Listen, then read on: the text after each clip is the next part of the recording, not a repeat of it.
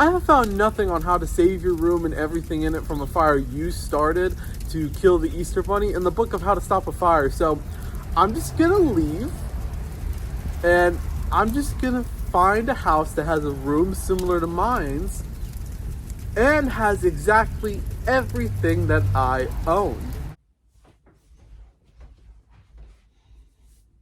Hi, I'm Jake for JacobTubeHD. Welcome back to the movie I want to talk about. The show that allowed a house to burn down. Yeah, I probably should have called someone to put that fire out. Nah, I'm sure that house is still standing. I never thought I would find a house that had a room that looked exactly like my old one with every single thing that I owned, and then I found this house. You might think that it's breaking and entering, but I assure you that the family that used to live here were happy to give this house over to me. Look, I understand that your needs are important and you need to live in a house, but I need to live in a house too. And my needs are way more important, all right?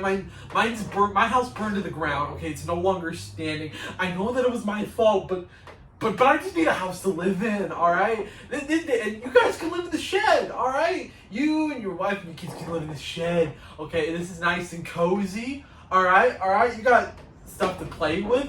I can deliver you guys food and water. You guys need those to survive, right? I know your kids are crying, but I'm famous, okay? I'm a YouTuber. I do a show. So my life is equally more important than you. I think my old house burning down was actually a win because this room looks nicer than my old one. A nicer shade of red, 2 windows, a ceiling fan. But the best part is that I can adjust the lighting of my bedroom. This is the best house on the market. Who needs a mansion when you got a nice looking 2-floor house with a bedroom you can adjust how bright your light is? I mean, I do have a yard, a nice kitchen, 2 bathrooms, and a creepy basement I don't plan on exploring. But who cares when you can adjust the brightness of your lights?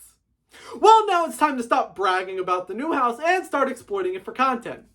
April is a beautiful month. As the weather starts getting better, people have to be aware of what I have, and you're given 1 day to prank the entire internet by pretending you were going to do a room tour, but actually everything in your room started disappearing because you and your family were moving out of that house.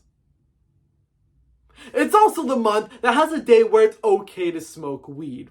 April 20th is 420 day, which means weed day. Now, I don't smoke weed and I don't plan on smoking it unless I'm asked to smoke with certain celebrities that you can't say no to them if they ask you to smoke with them.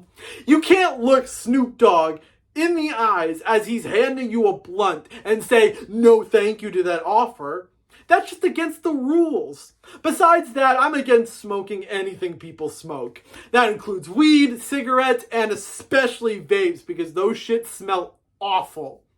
I don't smoke, but I do find it hilarious to dedicate an entire month of this show to reviewing stoner comedies. And luckily for me, there's a shit ton of stoner comedies. So welcome to Weed Month. I have no creative name for this one besides Weed Month.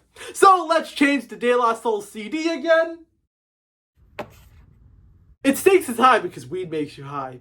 Even though the CD that was up there for the month of love has a song about weed on it. Anyway, let's start Weed Month with a cop movie that only has 1 sequel that came out over 15 years after the original. You know, I just realized I'm reviewing a cop movie when I could be arrested for arson for accidentally burning down my old house. Nah, I'm good. Cops can't find me if my old house was burned down, so let's look at the cop movies. This is Super Troopers. This film is about Thorny, Mac, Rabbit, Foster, and Farva working at their job as Vermont State Troopers stationed in a remote area near the Canadian border. They are avid pranksters and tend to screw up on the job. But when budget cuts threaten their livelihoods, the group has to shape up, solve the crime of the drug ring that was recently unearthed, and outdo the local police station. This film was written, directed, and starred the Broken Lizard comedy troupe. The comedy group also made films like Beer Fest, Club Dread, and Quasi. 2 of the members of Broken Lizard also created the show Tacoma FD. Cop movies can be bland and predictable, only savable by its cast, but Super Troopers is so fun in all aspects from start to finish. The highlight of this movie is our Vermont Highway Patrol. The thing that really elevates this film to new comedic heights is that our leads are the writers of the film and have been a group together for years before the movie, which elevates the chemistry between the 5 of them and their comedic abilities both as individuals and in scenes where they interact with one another. Everyone else in the cast is excellent, but our main 5 are exceptional. The characters are also engaging enough that you want to root for them to save their job, despite how ridiculous their antics can be. The comedy mainly comes from the practical jokes they play on the citizens they pull over, which are just pure dumb fun. You know that this is funnier than other cop films when the final climax has our main characters attempting to save the day while completely wasted. Speaking of the climax, the story is engaging enough to keep you hooked from start to finish. Comedies like this usually have a basic story so that there can be more of a focus on the jokes, but the story here gets as much attention as the comedy does, elevating it against other comedies at its time. This film is a hilarious comedy that also has an engaging story with the mystery the Highway Patrol are trying to solve. Super Troopers gets a 4 out of 5 shenanigans. Now I know you're wondering, what does this have to do with weed? And I got 2 answers for you. One is that cops bust people for doing weed even though it's legal. I have a fun habit of annoying cops and they get really annoyed when I hold weed and do nothing with it. Second is that this next film released on 4/20, which is the funny number, and also weed. This is Super Troopers 2. This film is about the discovery of land in Canada that was meant to be American land, which gives the Vermont Highway Patrol their old jobs back. More shenanigans ensue as the group works at eventually becoming full-time officers once again. The sequel was actually crowdfunded on Indiegogo because studios didn't know if a sequel produced 10 years after the original would find an audience. The Indiegogo raised $2 million in the first 24 hours and $4.7 million by the end of the campaign, allowing studios to see the demand for the sequel. Surprisingly, the sequel is just as fun as the original film. Once again, our main 5 is just as fun here as they were the first time around. The guys had been doing stuff together as Broken Lizard in the years since the first Super Troopers, so their chemistry feels like no time has passed whatsoever.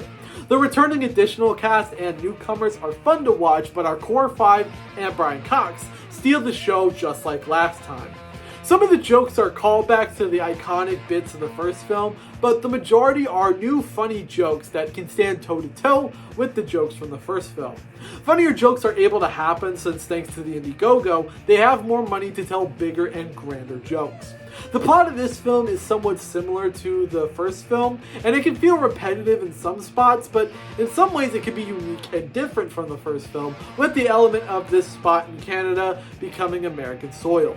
Instead of the state police, we're dealing with the Canadian police. These Canadian officers are funnier and more likable than the state police from the last film, but don't offer much of the plot besides what the state police offered in the first film's plot. We even have a similar love story to what we had in the first film. There's a bit of an unexpected turn with the story at the end, but the climax is pretty much similar, except no one was drunk. Despite some minor problems with the similar plot structure, this sequel is able to hold a candle to the first film. Super Troopers 2 gets a 4 out of 5 M&M's swallowed whole. What a brilliant start to Weed Month and episodes in this new house. I really like the aesthetic of this place, way nicer than the house that's on fire. Yeah, I just realized that the house is probably still on fire since I never figured out how to put out the fire. Hey, I should have bought the How to Put Out a Fire for Dummies book. I bought the one for smart people. I should probably contact fire people to put it out since my family is probably still in that house and that fire probably burned down the entirety of my old neighborhood. But I should do that anonymously though, because cops might arrest me for enjoying arson. I mean, I thought it was fun, but I can't let the cops know that. Burning down the house was a purposeful accident. I didn't know the Easter Bunny didn't want to walk in my room filled with lighter fluid. That's not my fault.